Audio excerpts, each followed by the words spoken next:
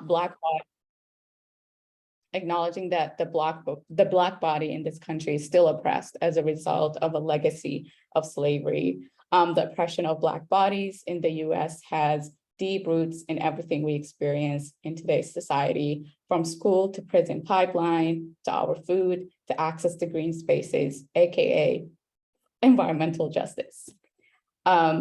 Again, we can't really talk about bodily autonomy in the US without acknowledging that during chattel slavery, enslaved Black women, childbirth was an important part of the economy that built up this country. During the antebellum South, physicians began to rely heavily on Black people's bodies for scientific discoveries. Much of the progress today that we enjoy in the reproductive health and gynecology today stems and is traced back to slavery in this land. This leads us to the medical industrial complex that prioritizes profit and gain over wellness and access. Much of today's debate over reproductive justice stems from a long and ongoing struggle of Black Americans, descendants of enslaved Africans. Without a fail, we see that this manifests in our American Muslim communities, where some Muslims have aligned themselves with the white supremacist ideologies that seek to oppress Black Muslims, the descendants of enslaved Africans. Why is this important if we're having an RJ conversation among a Muslim community? Because reproductive justice is a Muslim issue. It's our responsibility to fight for it. We understand that as a community of Muslims, that Islam does in fact support individual bodily autonomy. And as such, we should advocate for reproductive justice for our communities, especially among the most impacted and marginalized voices. And I'll give everybody a minute if anybody has a comment. Any of the presenters would like to chime in.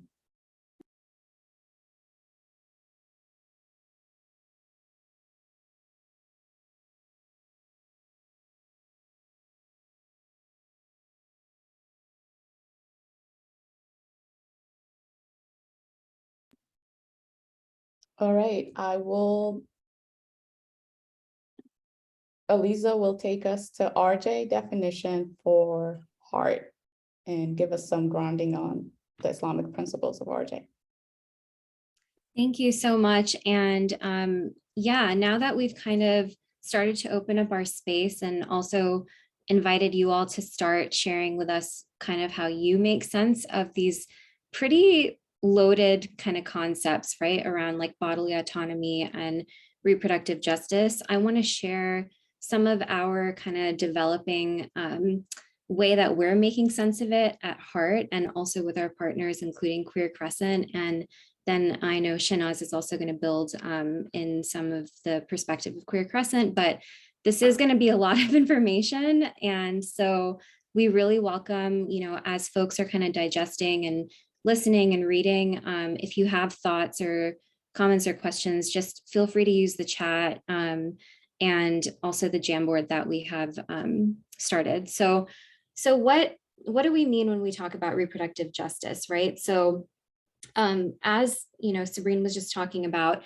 the reproductive justice framework has definitely been a framework that has been led by Black feminist thought leaders and activists in this country. And that's in large part because they have been, Black women have been, and Black people with uteruses have been uniquely impacted by reproductive injustice throughout this country's history. And so we have to definitely, you know, recognize and acknowledge and appreciate the work that we are building off of to even have this framework and access this framework as we do our work. And we also don't want to just kind of, you know, reinvent the wheel and say things that Black women and folks are already saying. So we are trying to kind of offer, especially for Muslims, how we can make sense of these ideas through a faith-based lens, and you know, understanding that everybody has a different relationship to Islam as well. So all that being said, basically, reproductive justice is about basic human dignity and rights. to be able to be treated as sacred beings and to be able to make informed decisions about our own bodies, our own safety, our own health, and our own wellness. So part of that, relates to sexual and reproductive health care, including abortion care, for example. And it's actually really broad because there's a whole array of systems and issues that impact different impacted folks in terms of, Black people, Indigenous people, queer people, people with disabilities, and so on, that really kind of shape the way that they're able to use their, what we believe is divinely granted agency to make those decisions over their own bodies. And so that's where, kind of towards the bottom here with the accessing different resources and services and being able to live, work, pray, and or parent in communities that are peaceful, safe communities, empowering communities. That's where we are kind of bringing in the idea that, it's a systems level issue, as well as just like, thinking about an individual person and kind of the different factors that go into their decision making about their health. So I'm going to just quickly pause before transitioning to the next slide and see if there are any immediate questions or comments. And again, you don't have to unmute, you can just chat them, and we're happy to try to read those as those come in.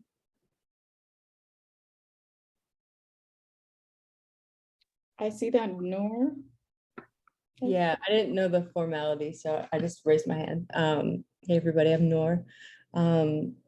I guess I had a question. It's more about, I guess, languaging and framework. So I've heard so far in your guys' presentation, a lot of language that is very much a part of like the history and movements of disability justice. So I guess I'm just wondering, is that, is disability justice a framework that you guys are working with directly, like when doing this work, or is it more so that's just kind of, and it's included in how you're framing the relationship with Islam and reproductive justice and bodily autonomy?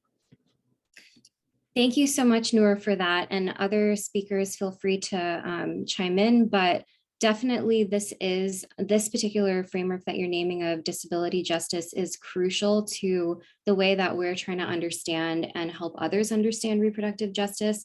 One of the reasons being that people who are disabled are uniquely impacted by different harms and issues in our society that makes reproductive justice that much more important for those folks. And, I know several of us identify as either, having a disability, having a chronic illness, having, something that is relevant even from our own personal lens. And then I know others of us are also actively reading and, trying to connect with folks that really are doing and leading that work. And so if anybody here has resources that they would like to share just to continue deepening that knowledge, we absolutely welcome that. So the short answer was yes. And would anyone like to add anything, or do we have another question or comment?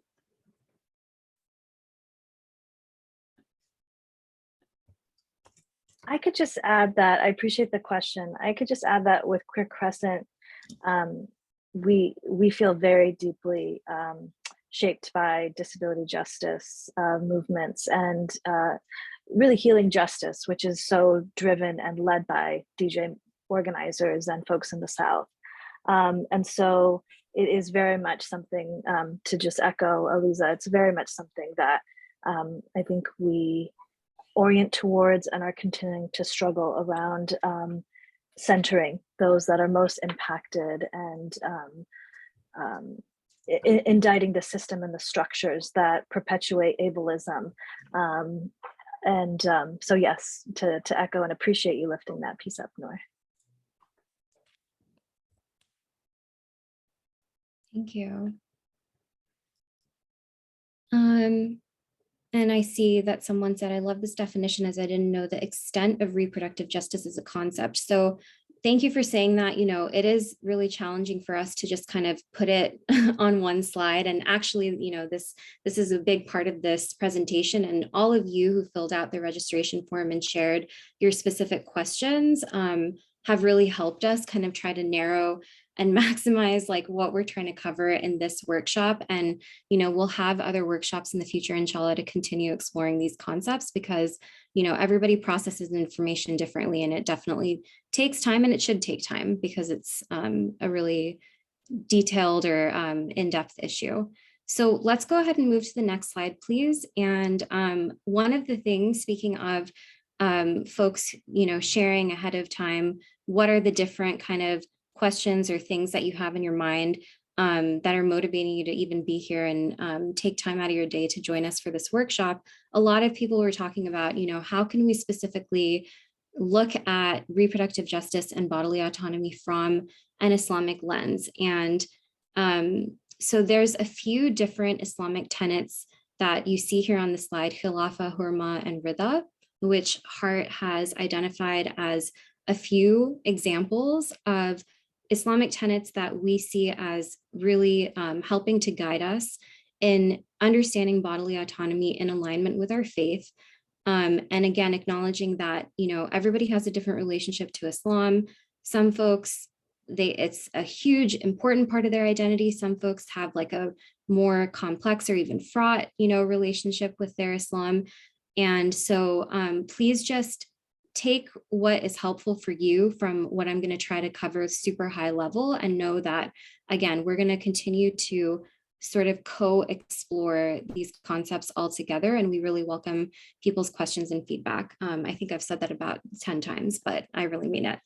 And so first of all, and also noting that, you know, actually, especially given how we know different folks might feel excluded in Muslim communities, depending on, you know, your different identities, in addition to being Muslim, right? Like there's other identities that folks hold, and depending on where you live and kind of like what your community looks like, that can be a really complex, you know, relationship. And so being able to understand and reclaim core parts of our faith tradition and core values can be really liberating, inshallah. So that's our intention, you know, with offering these concepts. So all three of these are tied together. You know, I think one of the tenets of Islam that underlies all of them is rahma, which means compassion. So the first name of Allah in the Quran Sharif is Rahman, right? Bismillahir Rahman. And we don't think that's a coincidence. We think that that's like a very core part of our faith. And so that's something that's not listed here on the slide, but I just wanted to uplift. And, you know, also backing up to just break down bodily autonomy. Again, how could we describe bodily autonomy? Essentially, bodily autonomy is the ability to make independent decisions about your own body. And we see that as being rooted in Khilafah, Hurma, and Rida.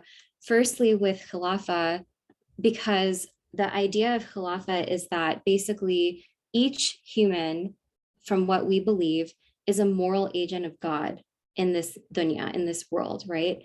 And so we each have a responsibility based on that agency, and we each have accountability around, you know, what are the decisions that we're each making, including over our own bodies and lives. And we're each individually going to be judged for those decisions, right? So in the hereafter, each person is going to be kind of held to account.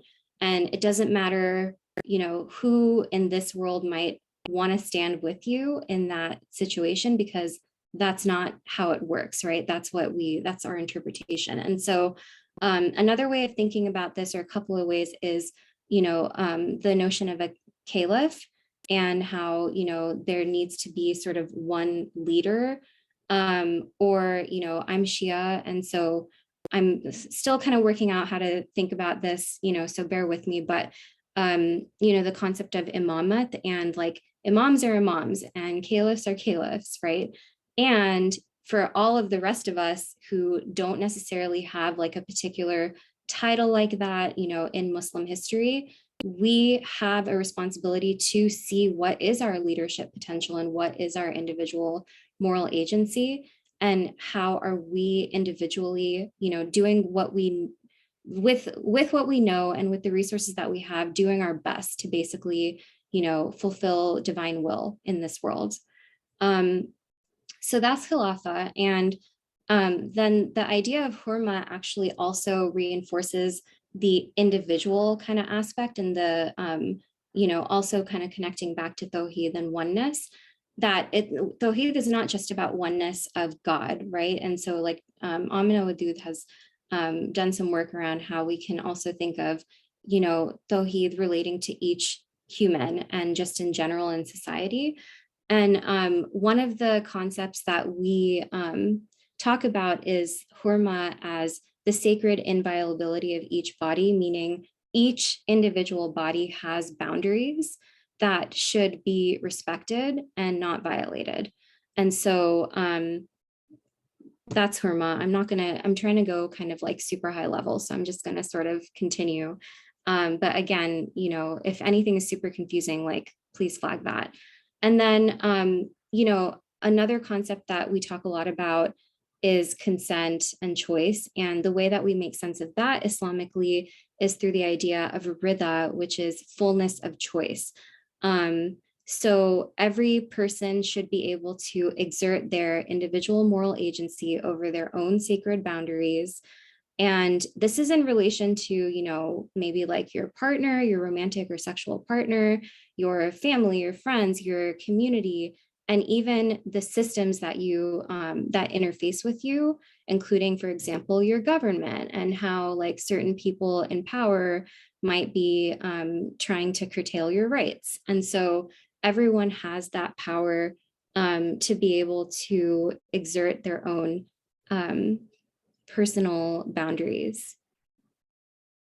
And I'm gonna go ahead and pause and see again if there's any immediate comments or questions before transitioning to Shahnaz.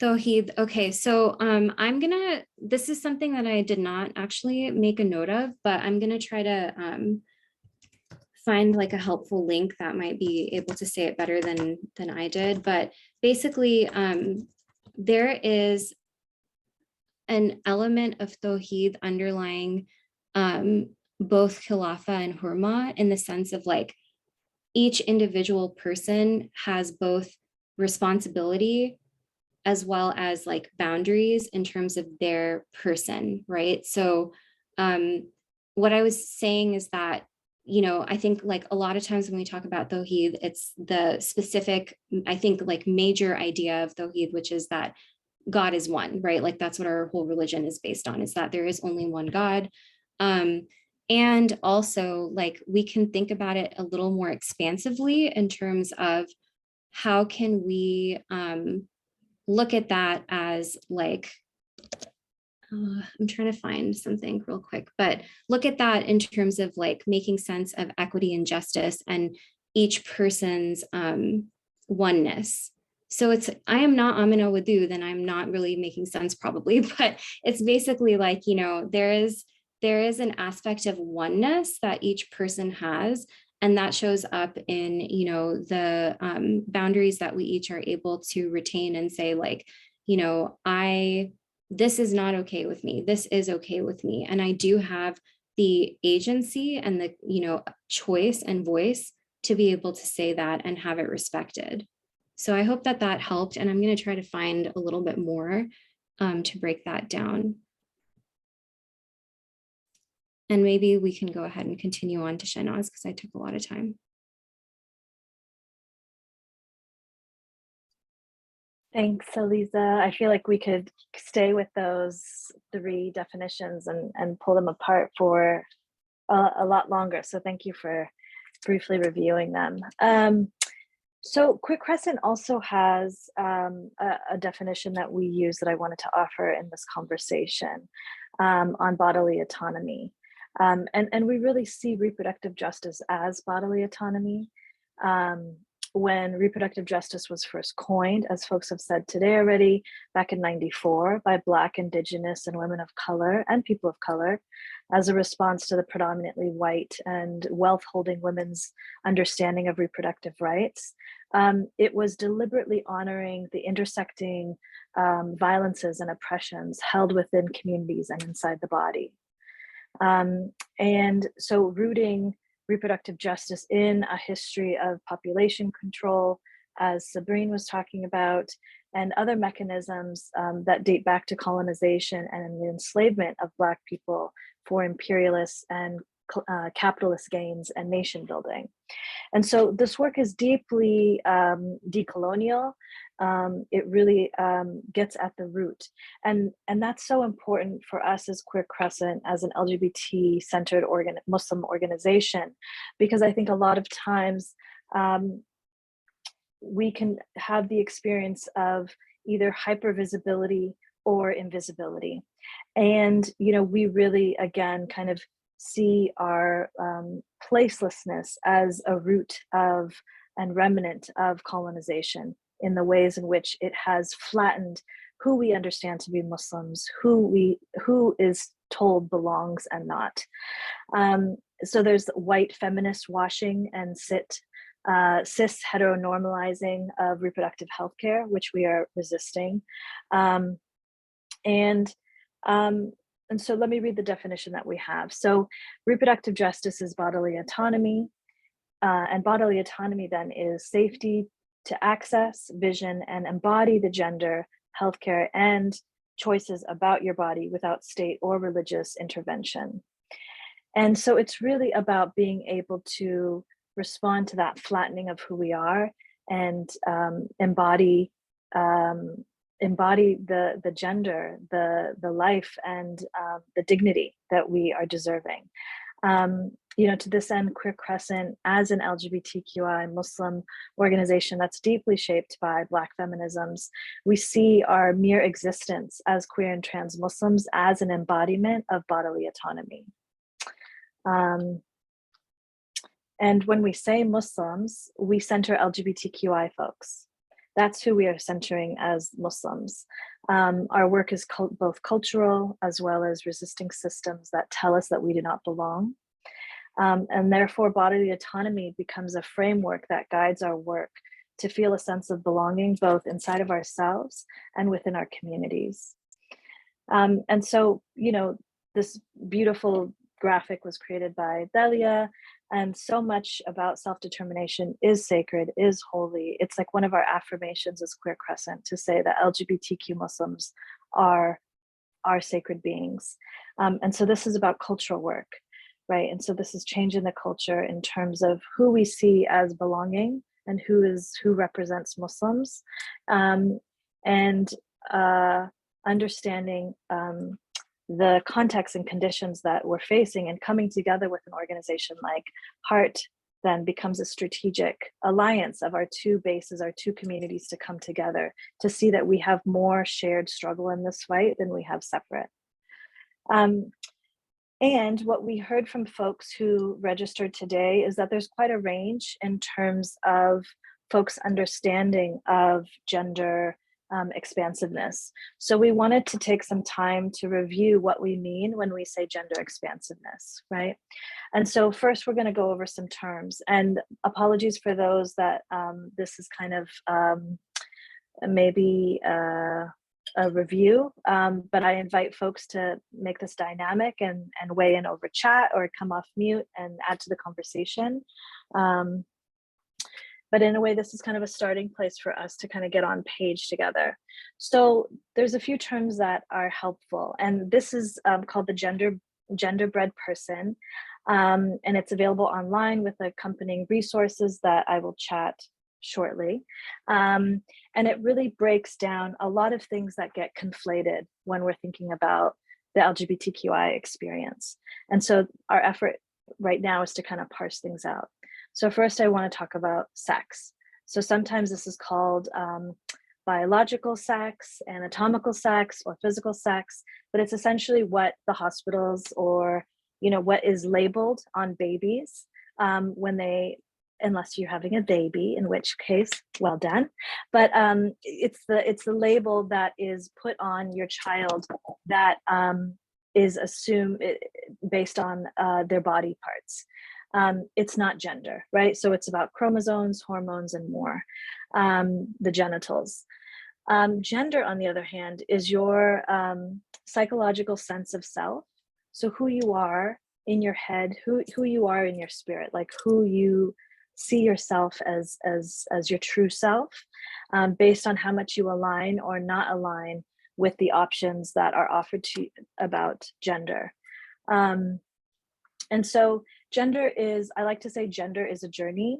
When I was pregnant with my kid, folks would like, first of all, that's a whole thing, to be pregnant, and just the ways in which like the body becomes like public space when someone is pregnant. But people would often comment like, oh, what are you having? Like wanting to inquire about the gender, the sex. And, you know, at the time I was working with a lot of young people, and, you know, I would go off into my, you know, spiel about gender and this and that, and I would lose my audience. And so I came up with this like very succinct way of saying gender is a journey, right? It's not a static thing. It can evolve, it can change. And it's very self-determined. Expression, on the other hand, is the way that you present yourself. And that also is not a static thing. This can be changed, and it's dynamic. And then we have attraction. It's who you're attracted to. And so sometimes we make assumptions about all of these things. Oftentimes people make assumptions about all of these things, or they conflate them. And so I wanted to just take some time to kind of parse that out. There's more resources about the genderbread person, again, on this website. But let me pause here to see if there are any questions.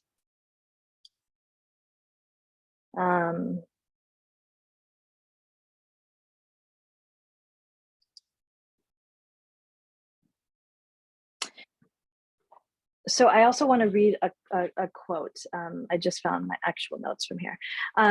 So like I said, gender is a journey until we intervene. And when I mean we, I mean like the state or medical industrial complex or cultures, patriarchy, etc. And I see the question, the hand raised, so I'll come to you in just a second, but I wanted to read this quote by one of the Sister Song co-founders, Loretta Ross, who says, reproductive justice has grown to include the right to self and sexual pleasure, the freedom to express one's own gender, to access healthcare and body positivity. It also emphasizes intersectionality. And we use intersectionality to determine what our vulnerabilities are. And so that way, those need to be attended to so that you have the same human rights as people without that vulnerability. And so we kind of use intersectionality and vulnerabilities to understand where we have relative power and privilege, and so that we can show up in solidarity with one another to struggle. So could whoever has their hand raised, feel free to come off mute.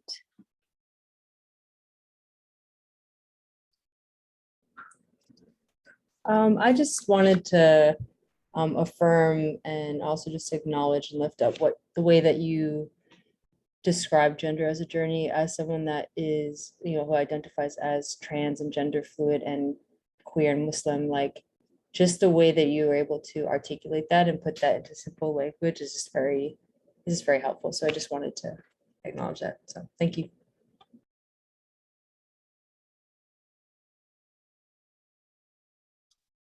Glad it resonated. I saw somebody else with a hand, but trust me, I got way too many screens to figure out who that was. So if you feel so inclined to come off and ask your question or chat it. Hi, that was me. Yeah, I also wanted to affirm and uplift the way you said that, you know, gender is how you align or not align with what is like made available to you, like what society makes available to you, because I think it's important to acknowledge that it's a performance and not like it might be for some folks like inherent, but it's still like we're choosing from the limited choices that are presented to us. So I like that you framed it in that manner. Yes, thank you. And then this is just kind of a starting point to the conversation. Where we're headed right now is we're going to move you into breakout rooms because we covered a lot in a very short amount of time, kind of around reproductive justice, around bodily autonomy, and how we enter as Muslims into this conversation, both with Heart's leadership and Queer Crescent's contributions. So we want to break folks out into small groups to kind of discuss and parse this out.